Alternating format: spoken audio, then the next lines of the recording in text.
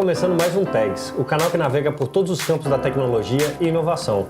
Eu sou Fernando Dias e comigo está o Marcelo Fernandes e Walter Wolff. Bom, hoje a gente vai falar sobre carro autônomo, né, e tecnologias ligadas a carros conectados. Vamos passar um vídeo aí interessante da Tesla. Esse foi um teste que a Tesla fez, né, um piloto, de fazer uma viagem cruzando os Estados Unidos todos com um carro autônomo, ou seja, sem nenhum motorista, nenhum ser humano dirigindo ele, né? E uma pergunta assim, tem várias empresas interessadas nessas tecnologias, entrando nesse mercado. E uma coisa que chamou a atenção uma das empresas principais nesse mercado é a Apple, né? Aparece, e pra gente não aparece. Porque quando você pensa em carro conectado, você pensa no Google, né? Exato. Como é que tá esse mercado, Walter? Explica um pouco. Então, você sabe que Autonomous Drive é uma das grandes tendências para o futuro. Assim. Tem muita gente investindo bastante. O que você falou, o primeiro nome que vem na cabeça é o Google, por causa do Street View. E teve esse episódio da Dilma, você lembra? A Dilma foi visitar o Googleplex e dirigiu aspas, né, um carro sem motorista. Mas põe o gráfico aí, quem tem mais carros, né? A gente tem um gráfico aí. Se a gente olhar no gráfico, vocês vão ver que, na verdade, quem tem o maior número de carros licenciados hoje andando nas ruas da Califórnia é a GM. A GM investiu cerca de 2,25 bilhões de reais nesse investimento. Dólares, né? Dólares. Mas por quê? Isso porque o mercado mundial de carros autônomos, veículos autônomos, não carros autônomos, deve alcançar 173 bilhões de dólares em 2030. Então é um bom investimento. E se você for olhar, não é um mercado desprezível. Então, grandes empresas como, por exemplo, aqui você mencionou a Apple, é a segunda maior empresa, com 55 carros licenciados hoje testando nas ruas da Califórnia. Então você vai ver ali, o Google e a Tesla estão um pouco mais para baixo, mas são os mais reconhecidos, porque eles têm produtos comerciais, eles estão já trabalhando nesse mercado há algum tempo. Um carro sem motorista, Marcelo, você acha que ele funcionaria no Brasil? Aqui no Brasil a gente tem um tema de segurança muito forte, né?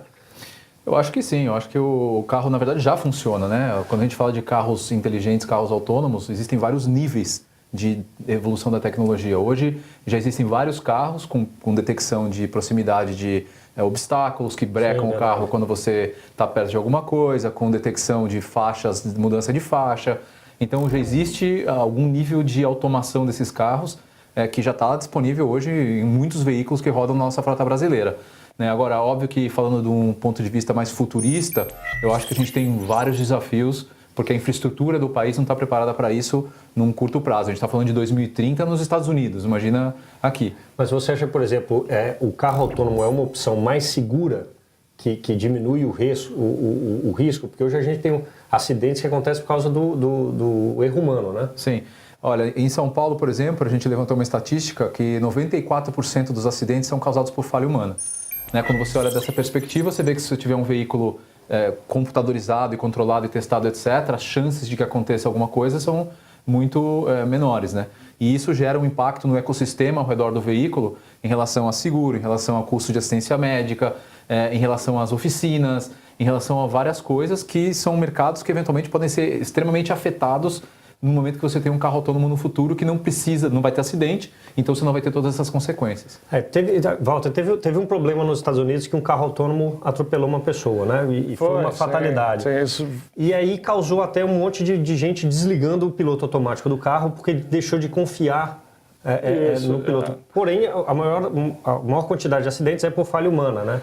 Explica um pouco esse episódio. Marcelo, isso é interessante. 94% dos acidentes em São Paulo são causados por falha humana.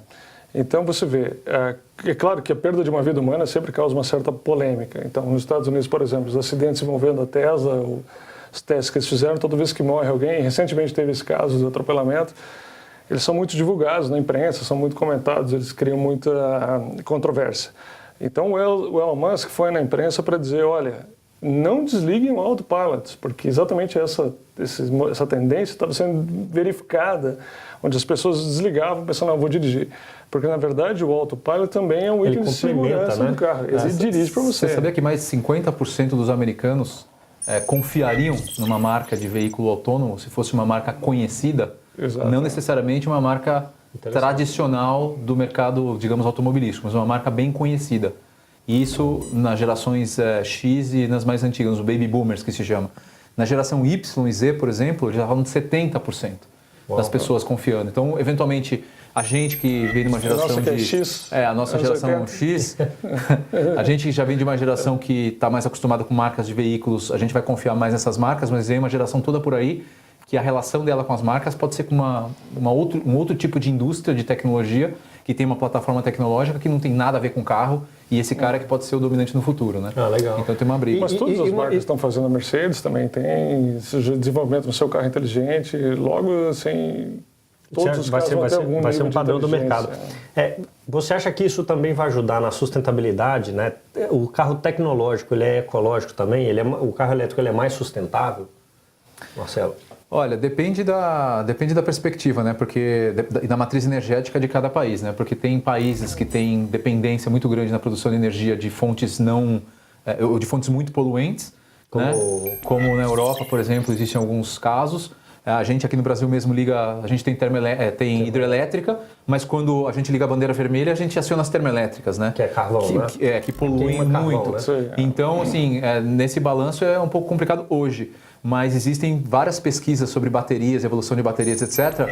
E o que você gasta de autonomia hoje, eventualmente, para encher o tanque do seu carro elétrico hoje, no futuro, pode ser muito menos. Pode ser que você tenha uma bateria no futuro que vai durar uma semana a bateria e a autonomia do veículo, né? Então você reduziria esse impacto ambiental seguramente.